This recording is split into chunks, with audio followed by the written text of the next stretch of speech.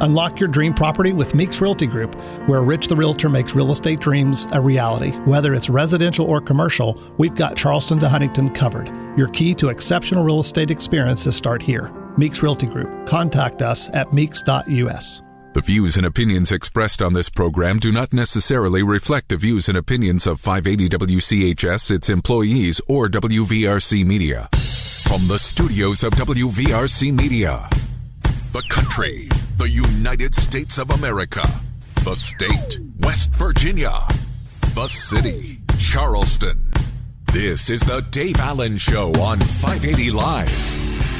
And your host. What we've got here is failure to communicate. He's kind of a big deal. I have come here to chew bubblegum and kick ass, and I'm all out of bubblegum. Dave Allen.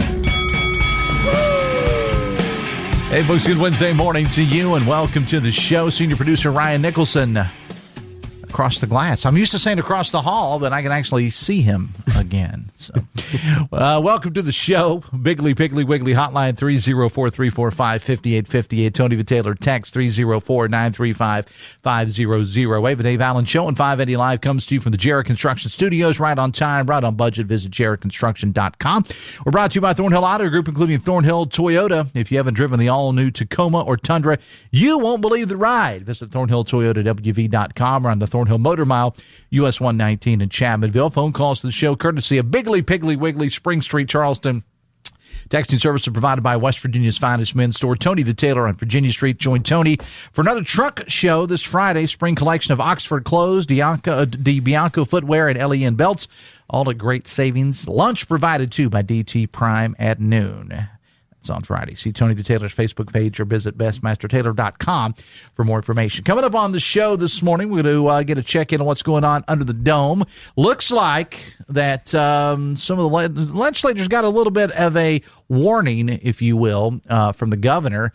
It says he may hold them over, if they don't get more done. I mean, it's almost like detention or something like that. So we'll talk to Stephen Allen Adams about that, plus other things going on in the news.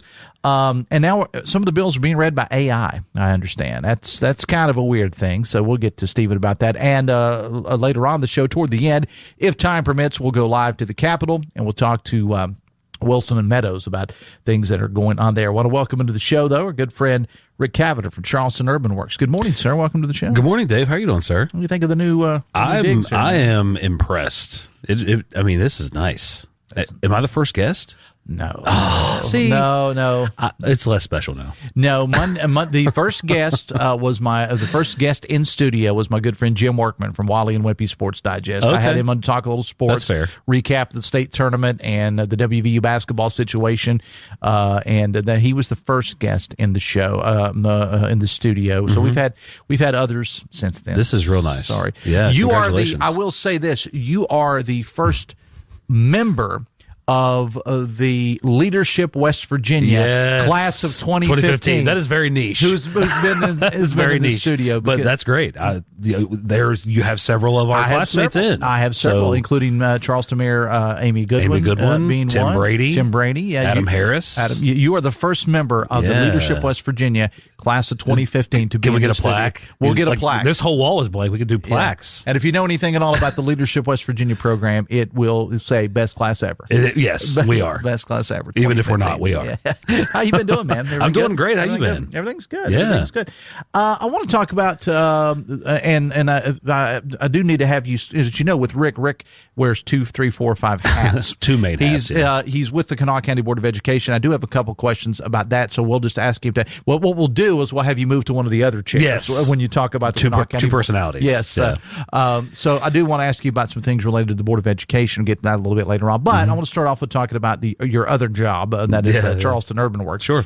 And we'll talk about the construction that's gone on in Kanawha City. Yeah. Well, first I'll say, I think I came on to talk about our expansion into Kanawha City a couple weeks ago. Yeah. Mm-hmm. Very exciting, sort of new endeavor for our organization, expanding into the Kanawha City district of Charleston. And I just want to say, this was 100% made possible through Mayor Goodwin and her administration, her office, Councilman Chad Robinson and Councilman Bruce King.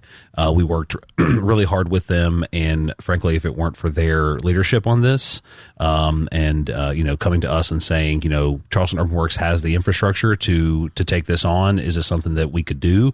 And we worked really hard for several months to put a plan together for this, and I got to say thank you to them, because without them, this wouldn't be possible. What led to that decision to do the expansion to Kanawha City? To the point of your original question, I think the construction that had went on, as you know, for several years. I think when they started it, the Model Ts were driving on over there. Right, it's what it feels like. Well, and there's no question that it definitely affected several businesses over there. I think that was sort of a catalyst. But Kanawha City's really never had. They have a great community association over there, all volunteer led community association that focuses a lot on the residential aspects. In the past, they have focused on the main corridor there, the McCorkle Avenue corridor there. But there definitely is something to be said about having a full-time staff member that is devoted to business promotion and being sort of a central source, if you will, for not only business promotion but recruitment, and be an advocate for the business owners over there. And I think people forget how much business there actually is in Kanawha City. Can you give me I know that's kind of hard, but can you give me a ballpark figure? Do you know that there are over 300 businesses in Kanawha City? That's kind of what I was thinking, yeah. When we started this, because I've spent so much of my energy on the East End and the West Side, right? And that's what I've done now for the past 17 years in one capacity or another. And so that's been my focus. Growing up in Charleston, even, I didn't realize until we started getting into this, and over 300 businesses in Kanawha City. It's wild. Yeah. That's amazing. Yeah. Talking to Ric Cavender again from Charleston Urban Works, and do want to remind you that older adults should protect themselves against severe respiratory disease. Talk to your doctor about flu, COVID-19, and RSV vaccines. Risk less, do more. Get started. Vaccines.gov, paid for by the U.S. Department of Health and Human Services. So I'm sure you've heard all the comments, and you kind of alluded to this earlier, from the business owners over there, customers that have tried to get to those 300 and some odd businesses. That not all of them are retail businesses, of course, but people trying to get in and out of there. It's been kind of a nightmare. Yeah, and now, of course, now that the construction is really wrapping up, I think that this is a great time to sort of jump in and see what the needs are. So what we're going to be focused on, and we're honing in on hiring our director of outreach and engagement to be the point person over there. And this person is going to really be focused on three major things, and that's distributing. We've developed a survey already, a district assessment survey, and that's going to be asking business owners several questions about what their needs are, what they would really like to see out their front door, right? What are the best ways that local investments that are happening, how it can best affect their business and best help their business. What are some of the marketing needs that they may need, advertising needs they may need? There's several questions on the survey. So we're going to be collecting survey data. We're also going to be building a foundation. We have to go through, Dave, we have to look at the maps. We have to collect data for every commercial parcel there and make sure we have up-to-date contact information for every single business owner, so we can reach out to them on a daily basis and be face-to-face with them, or call them on the phone, let them know that we're here, let them know if they have any questions, that we are part of their support system. We're working directly with the city of Charleston hand in hand to do that. So that's the one key aspect. We also want to educate them on our current programming. We're going to expand our current programming into the Kanawha City area. So that's access to our facade and sign grant program. We have a grant program. If you need new signage, if you need new windows or doors, if you want to aesthetically enhance your property somehow, we will match you 50% of your investment up to a certain dollar amount as a grant, not a loan, but a grant. We have those funds available. We've been using this program for several years now on the east end of the west side and downtown. We're going to be expanding that into Kanawha City. We also will be expanding our new passport debit card program. We have a direct partnership with Element Federal Credit Union. I think I came on and talked about this a few weeks back. If you sign up as a member at Element Federal Credit Union, and you opt to have the passport debit card, every time you swipe that card at any of our district businesses, you get 2% cash back. And that money adds up. That is sure does, yeah. That is a very effective shop local initiative that's growing every single day. We're amping up the marketing and the promotion for that, and especially when we get over Kanawha City, we're going to be educating all the business owners on the benefits of being a business just existing there with our services, and hopefully sign up new members to take advantage of that shop local initiative. So those are going to be our main focuses right out the gate.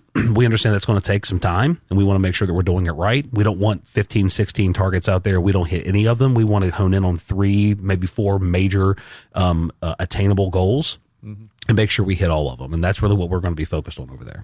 Talking to Ric Cavender from Charleston Urban Works with Dave Allen Show on 580 Live, brought to you in part by your hometown baseball team, the Charleston Dirty Birds. Ready for another great season at Gomart Ballpark. This Saturday, join them for their spring cleaning yard sale starting at 9 in the morning. Come out to shop, eat, and have fun. Over 25 vendors inside the ballpark. And all kinds of great discounts on Dirty Birds gear and more. Visit their Facebook page or dirtybirdsbaseball.com. And that kind of leads me, Rick, into spring and summer here in Charleston. Yeah. Exciting time, I think, with the winter we've had. Everybody's looking forward to getting outside. I mentioned going over to the ballpark. Big busy time for Charleston Urban Works too. Yeah, we're gearing up. Matter of fact, as you know, several West Virginia radio stations are sponsors of our two major events here in Charleston. That's Foam at the Dome, which will be coming up in June 21st on the Canal Boulevard, right in front of the state capitol. Tickets will go on sale the second week of April, so that's coming up really soon. And then, of course, in September, we have Oktoberfest, and that's over in the Elk City district of the West Side. So those are our two major fundraisers of the year, but right now we're focused on Foam at the Dome. As you recall, last year we sold out. It was the most successful year we had as far as attendance goes. It was an incredible event. Yeah. That's the first time I had ever worked the event, and I was there representing our sister station. I think I was there for the Mountain, 98.7 The Mountain. Yeah. Man, there was a lot of people there. Yeah. We had over 2,000 people.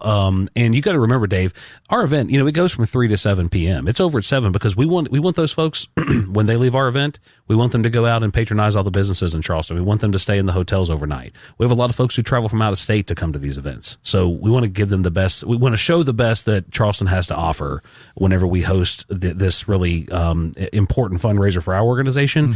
It's also important for the city. It gets people out into the business districts. They're spending money. They're going downtown. They're having a great time. They're seeing live shows after. They're going to the bars, the restaurants, the breweries. We want to get them out in Charleston after. So, same time this year, 3 p.m. to 7 p.m. We'll have a VIP hour from 3 to 4, early entry. And then, of course, general admission from 4 to 7. All the information will be live on the website at the very beginning of April at foamcwv.com. We're really excited, June 21st. And we'll have you on plenty of times between now and then to talk about that. I had a text here, and I don't know if this is something that you can answer, but I'm going to throw it out there for you anyway. All right, it has to do with Kanawha City. Okay. Text says, while the road construction in Kanawha City is essentially complete, the sidewalks are unfinished. What's the holdup on finishing the sidewalks? Probably not in your purview, but I thought you'd throw it out there. That's definitely a DOH question. I will say sidewalks are super important. Kanawha City is an interesting district there because it's, McCorkle Avenue is so long, right? I mean, our stretch that we're going to be focusing on goes from Memorial Hospital down to the Canal Mall site. So it's obviously important that pedestrians have safe access to walk to and from businesses or from business to business. We obviously, or wherever they're going, if they live in the neighborhood there, definitely important. I'm sure that's being worked on, but I honestly don't know. Okay. I don't know what the status is. Well, I mean, really, that's not your department, and we do not. Appreciate the texter. Of course, yeah. I'll tell you that sounds like a good Chad Robinson question to me. Yeah. Councilman, are you listening? Councilman, are you listening? Councilman, paging. All right, I'm going to ask you to switch gears just for a moment. You switch seats? You don't have to switch seats. Walk you. out and come back in. Okay. Put a hat on. I want you to talk just briefly about your role as the BOE president here in Kanawha County. Sure. Let's focus on the site for the new elementary school in Eastern Kanawha County. Talk about that a little bit. Well, as you recall, back in October, we voted, which this is never easy, but we voted to consolidate 4 of the elementary schools in the eastern part of the county, with the promise that we would build a brand new elementary school that would serve that entire area. And so we're in the middle of that process, I think, right now. Still decently early on. But we're just, like I said, we're in that process. And I think the residents and the students, excuse me, of the eastern part of the county, certainly students that will be going to this new school here in the next few years, next couple of years, I believe, they're going to be really happy with the end result there. But of course, we're pretty early on in that process. So. And the architect, I think, has been chosen. Is that right? I believe so. Yeah. And I think, and I need to get a status update on that. I don't want to speak out of turn on that, but yeah, I mean, we're following all the normal processes that we follow when it comes to this. I mean, the ZMM architects and engineers, they had put together sort of a rendering to show the members of that community what the school could look like, just sort of a one pager, if you will. Just some general renderings of what it could look like. We definitely use the example whenever we did Edgewood Elementary. I think was a really good example of a school that, due to consolidations, what an elementary school could look like. And, they do great work, and I'm excited for that, for the folks in the eastern part of the county. Again, we never want to consolidate. This past October was rough for a lot of the folks out there in the eastern part of the county. And we totally understand that. We never want to do that. But this was definitely something that, for us to stay a good stewards of the tax dollars, of the residents of Kanawha County, something we just had to do. And so, the good news is we'll have a good result from it. All right. Because I got a text. Going back to your other job for a moment, and I promise I'll let you go. Switch seats again. Switch seats again. The text says, I know we had the East End yard sale, but with the city, please consider another one along the boulevard during the regatta. Seems like a perfect opportunity. Well, keep in mind, the city of Charleston doesn't directly sponsor, they don't produce those events like the East End yard sale. Yeah. We used to do the yard sale. We gave that over to the East End Community Association fully. They're doing that now. They've done a great job with it, and they're planning it again for this year. The city of Charleston typically doesn't just host those types of events. Right. They definitely sponsor them. They help us with them. Kind of work in conjunction. Absolutely. We couldn't do it without them, but. It sounds like a great idea, but I'm not on the regatta commission, so I don't think I should be asking or answering that question. You're a popular guy today because I have another question for you, and this one goes back to the BOE. All right, I'm going to go back out for a second. Text says, what is your opinion about does he think BOE districts would be better than 55 county BOEs? Oh, that's a great question. So, we are one of the few states left, I believe, that are solely county school system, county boards of education, right? Each county has its own separate board. We're one of the few states left that operates like that. I think, as a matter of fact, I think you and I've talked about this on air before. I think that is there room for more efficiency statewide? Sure, absolutely. But there's a lot to consider when it comes to, switching to sort of a school district format versus, the way we have it now. As you know, we were just talking about property taxes and how those are levied and all that. There's a lot of discussions on the technical side, on the financial side that need to happen, I think. A lot of considerations that would need to be made, in my opinion, before we could just switch to a school district system. I do believe there are benefits to that when it comes to socioeconomics, when it comes to the geographic aspect of it. There are benefits to it, but there's just a lot to consider when you've been set up as a county board system for over 100 and some years now. So, okay. All right.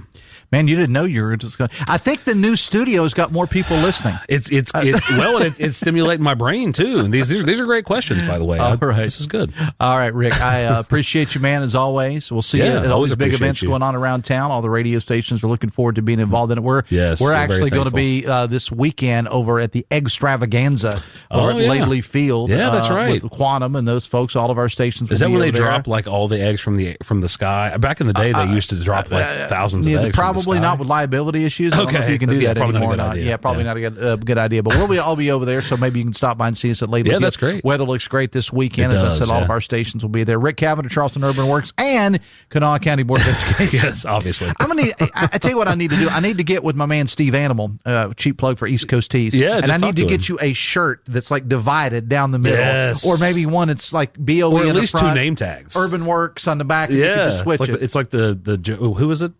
From Batman. Two-Face. I was going to say you're talking to the wrong guy. The only Batman I recognize is Adam West. So after that, I kind of lost it. Rick, I appreciate you being here, Thanks, man. Dave. Thanks a lot. The Dave Allen Show on 580 Live, presented in part by Huston's Pizza. This month, get a large 18-inch pepperoni pizza and a pepperoni calzone, $21.99. Eat in, pick up, or get delivery. Find your closest Huston's at HustonsPizza.com. Biggly Piggly Wiggly hotline 304-345-5858. Tony Vitaylor text 304-935-5008. Stephen Allen Adams, he's a slacker, Cavender. He only has one job. He's coming up. I would not call him a slacker, though. He's coming up right after this. Back after this on the Voice of Charleston, WCHS. Brought to you by the Eric J. Tarr Family Businesses. Eric J. Tarr Family Businesses care for your family. Poca Valley Bank has a new name. We are now simply Poca Valley, and here is why we're changing. Our place in the community goes beyond banking. While we still provide the finest in banking services, we also bring excellence in wealth management and financial planning, accounting, and bookkeeping services. Whether you're planning for the future or managing today, we offer the expertise you need. With 8 convenient locations, we're here to help you thrive. Discover the difference at Poca Valley. Relationships matter. Member FDIC. In April 1975, the Vietnam War came to an end. However, 50 years later, there are 17 West Virginia veterans still missing in action in Vietnam, Cambodia, and Laos. Through interviews with their families, friends, and unit members, the upcoming documentary series Bring Them Home, produced by Lost Valley Studios, will tell their stories, since they haven't been able to come home to tell it themselves. Follow Bring Them Home on Facebook and YouTube to see the first 2 episodes premiering this spring. 580 WCHS is your home for Cincinnati Reds baseball, and we want to hear your Reds story. Submit your favorite Reds memory to RedsFan at POBox.com by April 5th, whether it's when you became a fan or a game you'll never forget. Then listen to Reds games starting March 30th for chances to multiply your entry with power-ups. On April 7th, one lucky fan wins Reds tickets every month, including versus Ohtani and the world champion Dodgers. Win tickets from your home of the Reds, 580 WCHS.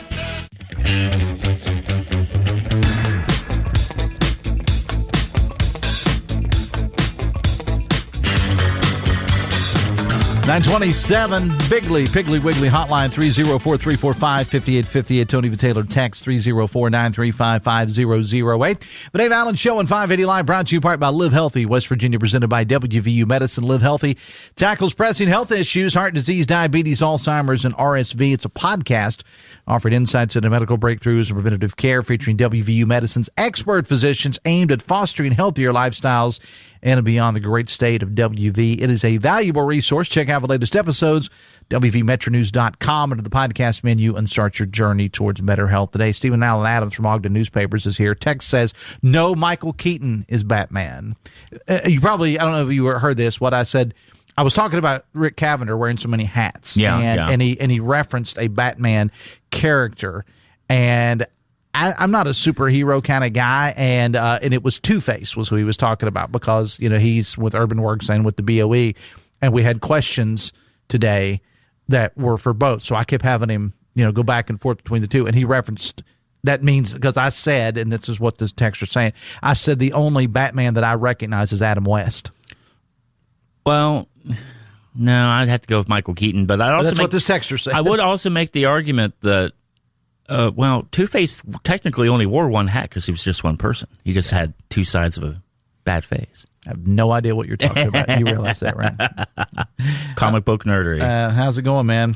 Oh, it's going. I mean, today, look, we're a week out from crossover day. That's the very last day that a House bill has to be passed to go over to the Senate and vice versa.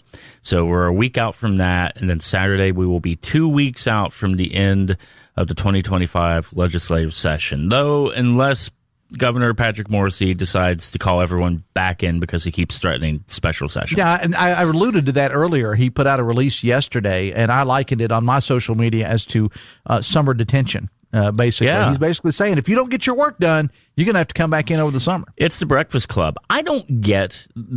Look, I had hoped. Look, there was a lot of pressure early on from the administration. I've written about it. Others have written about it, particularly on certificate of need repeal, and on other things, certainly for sure.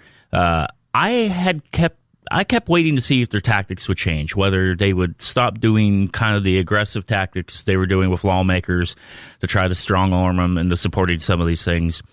But I don't think they've learned anything during this entire period. And I just don't think threatening lawmakers. Of course, this came a day after the House voted down the governor's vaccine exemption bill. Now, of course, it had gone through a lot of changes between the Senate and the House. Sure. But that attitude, how's that going to get anybody on board for what you want to do, especially in the House? This is a group that was not afraid a few years ago to light up a voting board 100 red to give a message to Governor Jim Justice over one of the tax reform things. So, I mean, I don't get it.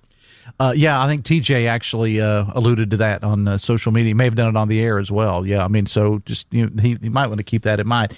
Talking about that vaccine bill for a moment, we talked about it ad nauseum the last couple of days. Were you surprised by the number of changes and the number of flips that happened on that between Friday and Monday? Well, I mean, I didn't want to make any predictions. I had a suspicion something would happen, especially since Friday, there was a motion made to suspend the rules the constitutional rules that require bills to be read on 3 separate days, because the vaccine bill was only on second reading Friday, but they were going to at least make an attempt to go ahead and move it the third reading once they got through with the amendments and pass it last Friday.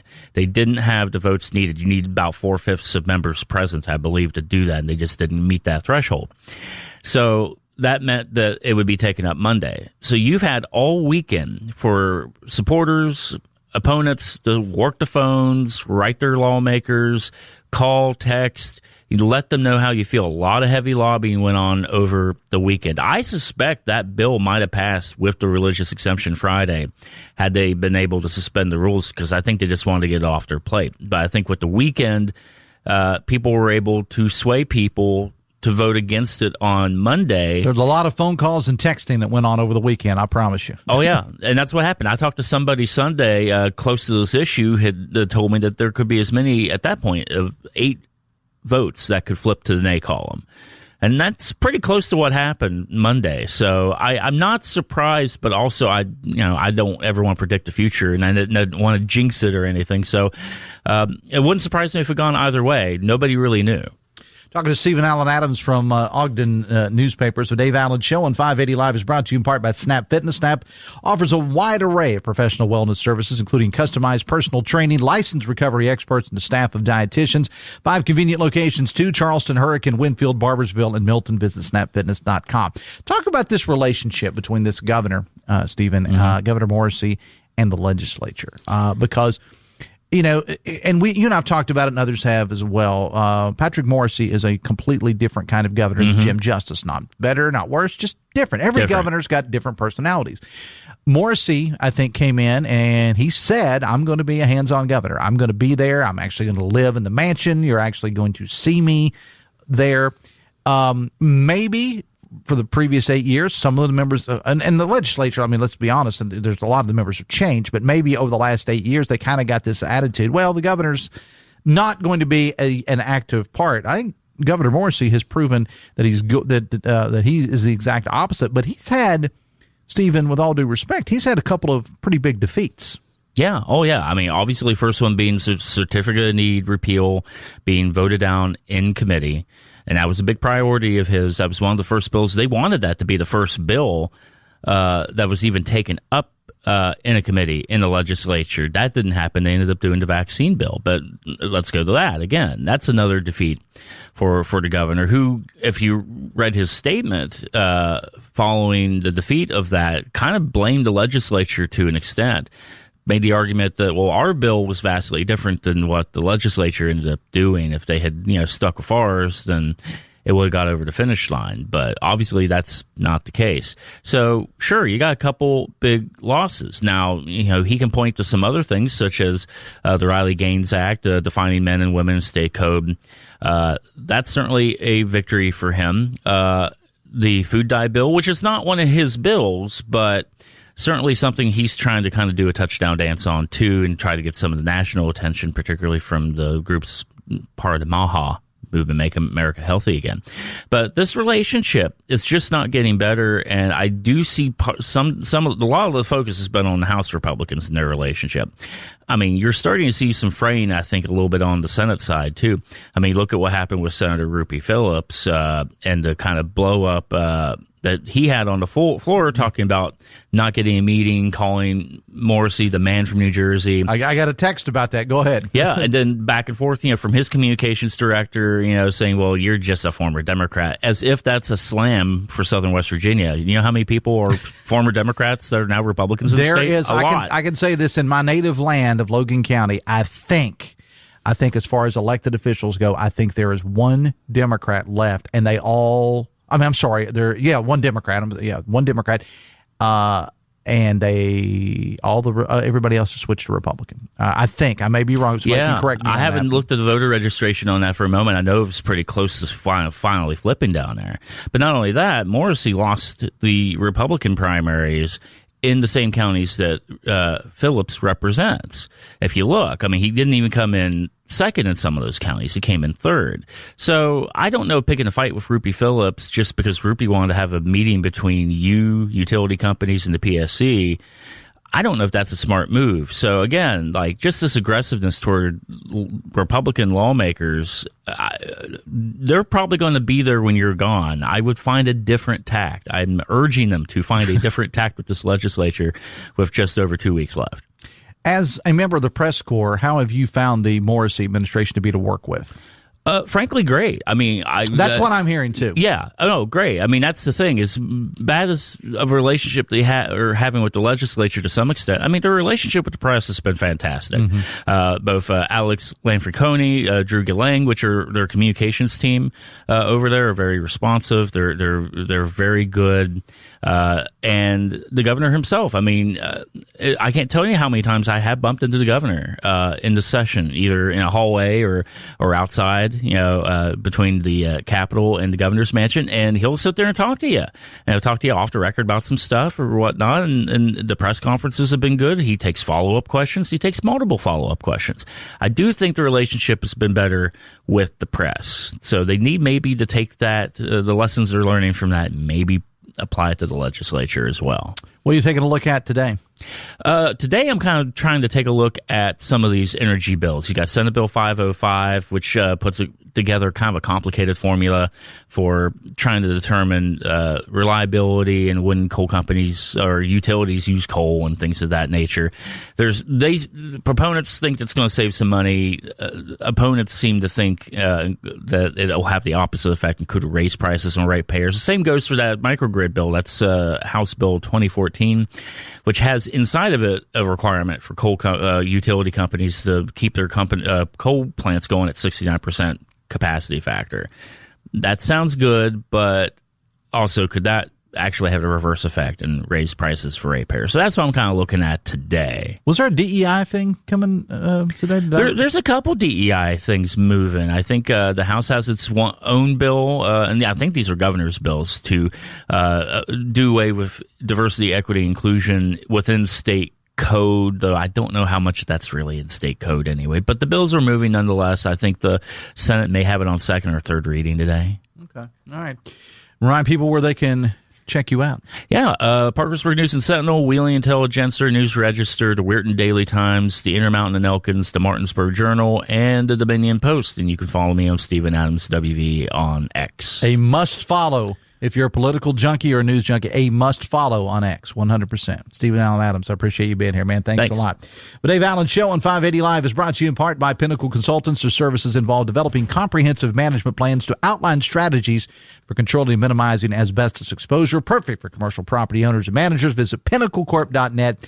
Because what you don't know can hurt you. Rest of the show is yours. Biggly, Piggly, Wiggly hotline 304-345-5858. Tony Vitaylor text 304-935-5008. I got text. I got phone calls to get to. We'll get to them right after the break. Back after this on the Voice of Charleston, WCHS. Brought to you by the Eric J. Tarr Family Businesses. Eric J. Tarr Family Businesses have been creating jobs in West Virginia since 1997. The start of a new year means even more savings at Walker Chevrolet in Nitro. Now, you're not going to find better deals on four-wheel drives anywhere in the Kanawha Valley this winter than at Walker Chevrolet. The lot at Walker is stacked with inventory right now to get you ready for that snowy West Virginia weather. From Silverado to Tahoe, Blazer, Equinox, Trailblazer, Colorado, man, Walker has got them all. And you know you're going to get the best deal possible on those 4x4s at Walker because Gene and Ryan built their business the old-fashioned way by making friends. There are no gimmicks or games here, just honest, fair deals. And if you've got an old car you want to get rid of, Walker is still buying cars too. All makes and models are welcome, and you're going to get paid top dollar for it, even if you plan to buy somewhere else. But don't wait until those winter weather advisories go up and you're stuck in the house. Get that new four-wheel drive truck or SUV today at Walker Chevrolet in the shadow of the Interstate Bridge, just off the Nitro exit of I-64. Walker Chevrolet, making friends one deal at a time. Your Putnam County Assessor's Office is mandated to ensure your real estate is evaluated properly and fairly. This year, their field personnel will be in the Buffalo, Eleanor, Hometown, Bancroft, Poca, Nitro, and Union districts to revisit homeowners. Plus, new construction in the county will be assessed. They will be in marked vehicles and will have photo ID and business cards. If you have any questions about this process, visit their website at putnamcoassessor.com. That's putnamcoassessor.com. It's Sydney, and it's time for some spring cleaning at the new Thornhill Toyota on the Thornhill Motor Mile, US 119 in Chapmanville. It's your final chance to grab the last of the 24s. Get behind the wheel of the sleek Toyota Prius, sporty Corolla SE, rugged Tacoma SR5, and introducing the all-new 25 Toyota Land Cruiser. But that's not all. Make a clean sweep with our Thornhill Value Plus warranty on certified Toyota and pre-owned selections. Don't wait. Ready, set, go to Thornhill Toyota on the Thornhill Motor Mile. Click or come by ThornhillToyotaWV.com and let's go places. Qualify for all offers through Toyota Financial. Expires April 1st, 2024. Shop Thornhill to keep yours.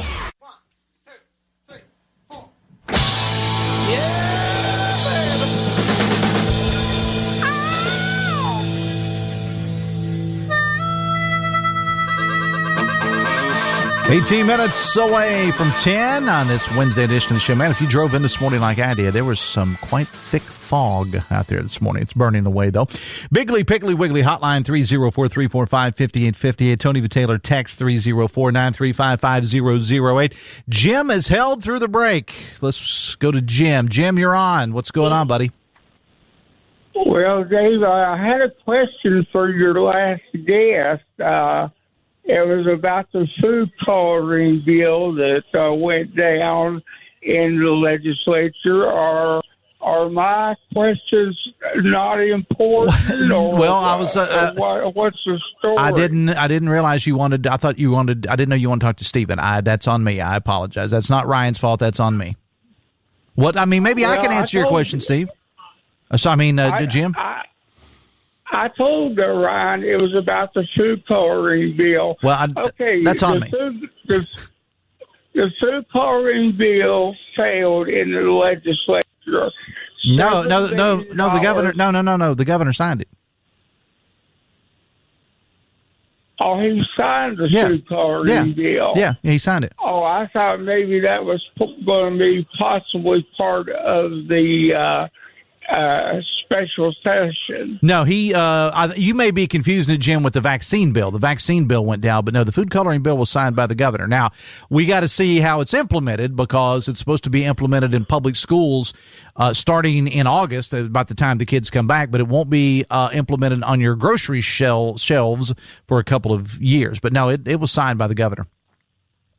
Okay. All right. I got that wrong. I'm sorry. All good, buddy. All good. Have a good day. All right, Jim, you as well. Thanks a lot. 16 minutes now away from 10. Text says, when does the Dave Allen Show switch to live video streaming? Well, it's complicated. It's everything we're doing is a work in progress right now, so I can't really give you I don't know why anybody would want to see me on video, to be honest with you. Now, the afternoon show, maybe, but not this one. It's going to happen at some point. It's just, It's a work in progress right now. That's all I can say about Texter. Texter says Adam West is Batman. Says a Texter. Text says the gentleman from New Jersey moniker is catching on very, very quickly. More and more legislators are using that phrase. Yeah, Rupee, I'm sorry, I have a tendency because we've been buddies since childhood to call him Rupee. Senator Phillips was not the first person to use that. Others have used it. But, here's the thing about it. I'm going to play devil's advocate here for a moment. A lot of people that, especially those on the Democratic side, will make comments about Governor Morrisey not being from here. He's not even from here. He's not from. I would throw out the name Rockefeller. If you talk about people that weren't from here, that a lot of Democrats really embraced. So just throwing that out there. Text says it's obvious that Morrisey is a north of Charleston governor. Glad we got Rupee as a south of Charleston governor, says a texter. Coming up on the show tomorrow, as I mentioned earlier when talking to Ric Cavender, all of our stations here are going to be taking part in the big event over at Laidley Field this Saturday. It's the annual Egg Extravaganza, presented by Quantum Party Rentals and a bunch of other folks, too. We're going to talk to the organizers about that event. I will be there representing our sister station, 98.7 The Mountain. But again, I think we're pretty much all going to be there at some point over on Saturday afternoon. And it goes on all day. The information's posted about it everywhere. And then we'll talk to the organizers of the Extravaganza event coming up on tomorrow's show. Also, our good friend Joe Stevens from the city of Nitro and the Nitro Convention and Visitor Bureau will be on the show coming up tomorrow. The Dave Allen Show on 580 Live is brought to you in part by Fresh Air Filters of Tays Valley. Fresh Air, your trusted filter experts for both your home or business. Call 304-440-1104 or visit freshairfilters.us because everyone deserves fresh air. Metro News Midday coming up today, 12 till 3, presented by Salango Law. My co-host, as always, from 13 News and Tonight Live, anchor Amanda Barrett among the guests today. And he's coming, Ryan, to check out the swanky new digs here. Former U.S. Senator Joe Manchin is in the house today, in the building today. We had donuts delivered earlier. Did we put one back for the good senator? Joe Manchin didn't seem like much of a donut kind of guy anyway, but we had donuts delivered by somebody earlier this morning, so we'll see if there's one left for Senator Manchin. He will be in the building today, and a whole lot more. And it's coming up noon till 3 here on WCHS locally, but also statewide on Metro News. By the way, we do appreciate all the positive comments on the show. We're having fun, and much like the studio, it's an ever-evolving type thing. And listener feedback is always welcome, by the way. So in addition to calling and texting the show, you can reach out and connect with me. Now, if you're going to call or text that show, you got to go to the Metro News numbers, okay? And I'm not going to give them out now because if I give them out now, people will get confused, okay? So it's the same as you would if you call or text in for Talk Line or Sports Line or Hotline, okay? So the local numbers, though, for you to connect with me, we had an issue with it yesterday. It's fixed now. You can text me or call me locally on this show from 9 to 10. Biggly Piggly Wiggly hotline 304-345-5858. Tony Vitaylor text 304-935-5008. But I do want to mention that if you want to reach out to me personally, you can do so.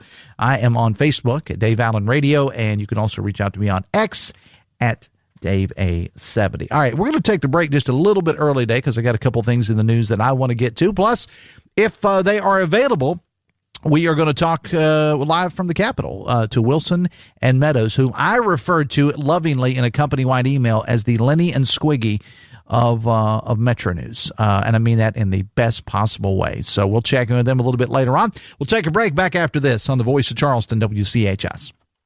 Brought to you by the Eric J. Tarr Family Businesses. Eric J. Tarr Family Businesses are small businesses with big impact, including Generations Physical Therapy and Snap Fitness. Owning a home comes with responsibilities. The Kanawha County Sheriff's Office wants to remind you of a very important date. As of April 1st, unpaid 2024 taxes are considered delinquent. If you haven't paid your taxes by now, you have until May 1st to avoid publication. Remember, after April 1st, you cannot pay the half-year fee. You must pay the full year amount.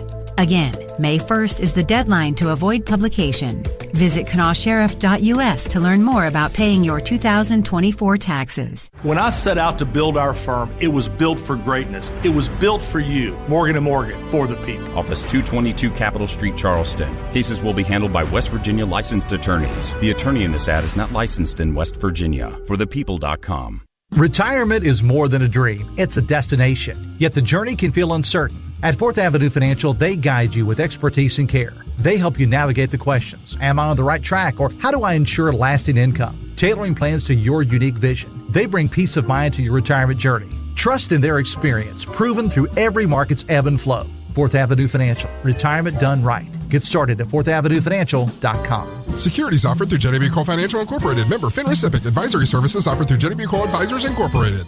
The Hussets March Special is a large 18-inch pepperoni pizza and a pepperoni calzone for $21.99. Visit your nearest Hussons for dine-in, pickup, or delivery. Order now at HussonsPizza.com.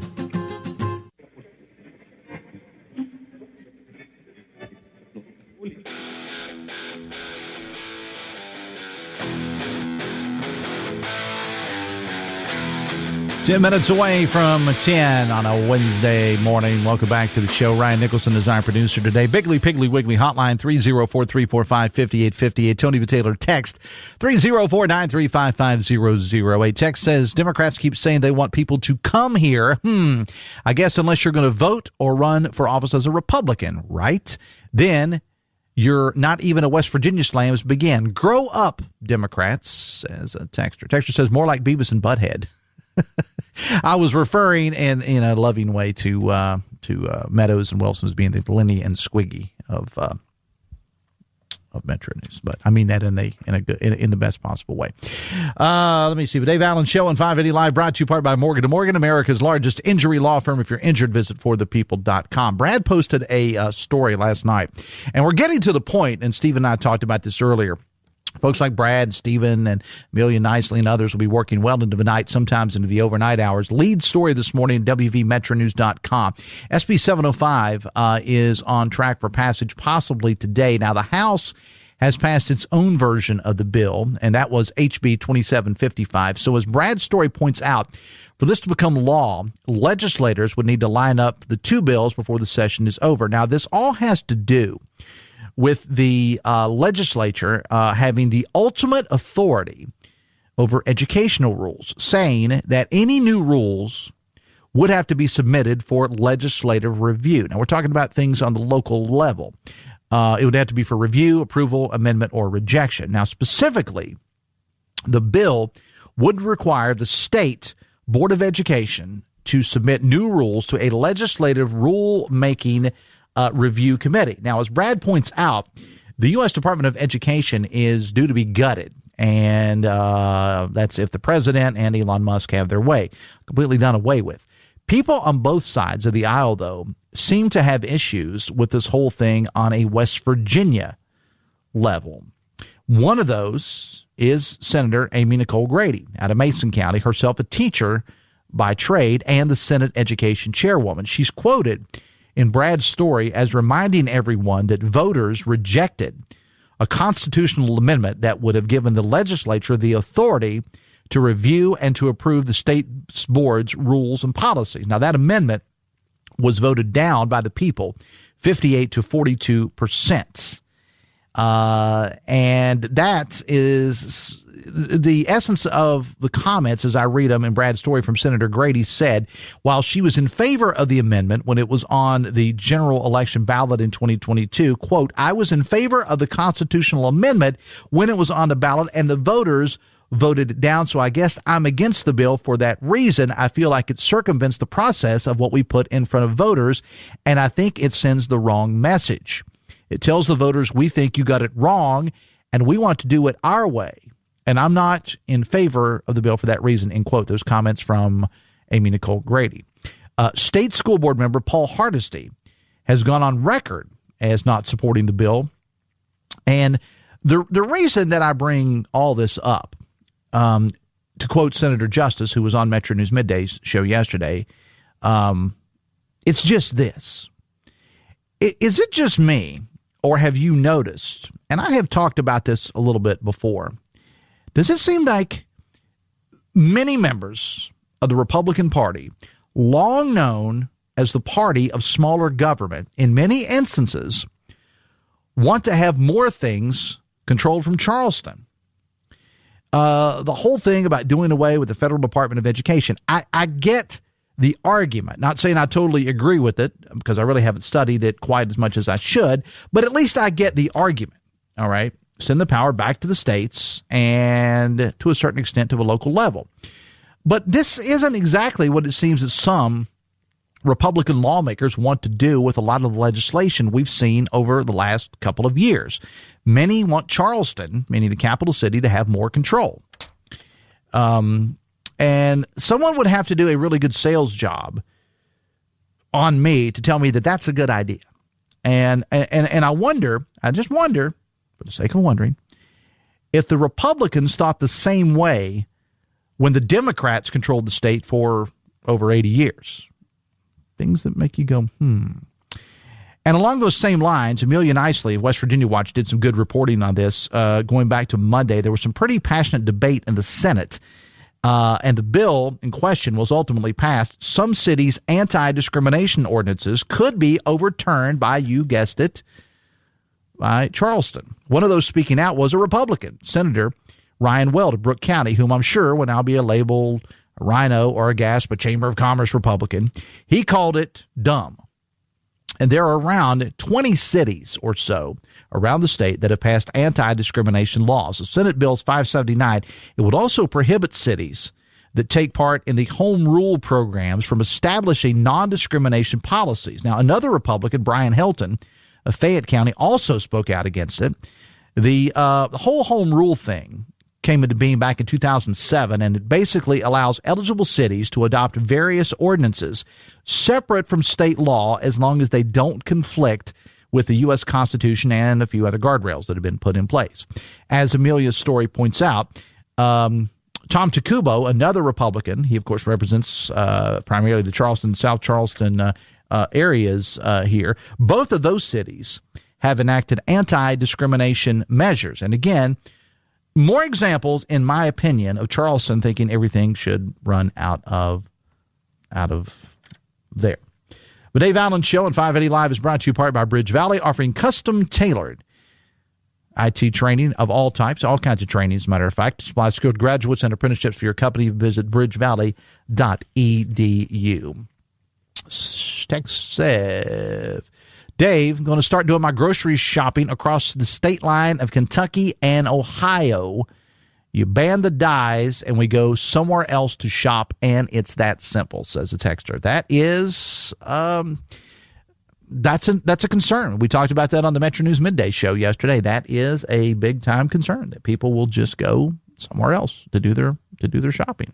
Because West Virginia, if you wanted, and I'm not saying that you should leave West Virginia to go shopping, but if you want to go to Ohio from here, if you go, 64 to go to Huntington or whatever, you can be there in about an hour.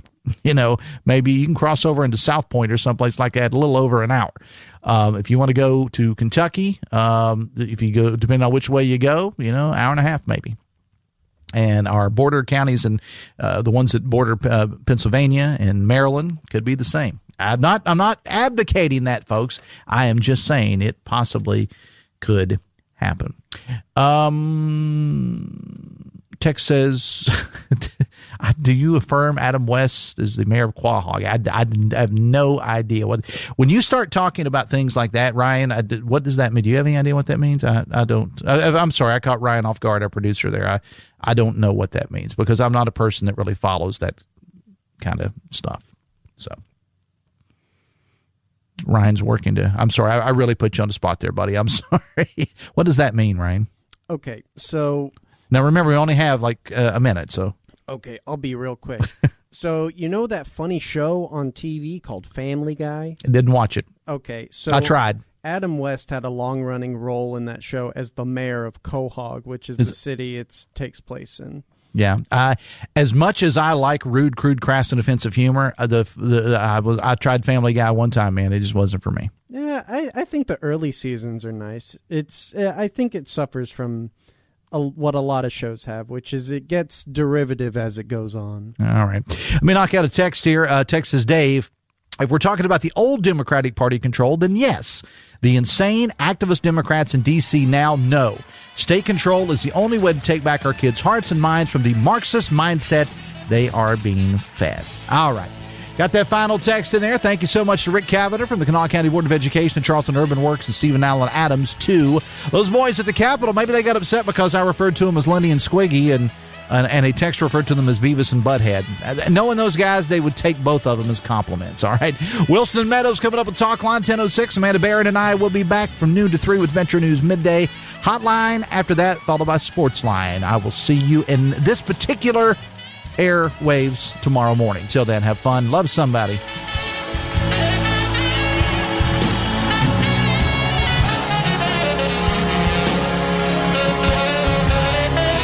WCHS AM 96.5 FM Charleston and 104.5 Cross Lanes, a WVRC media station. We're proud to live here too.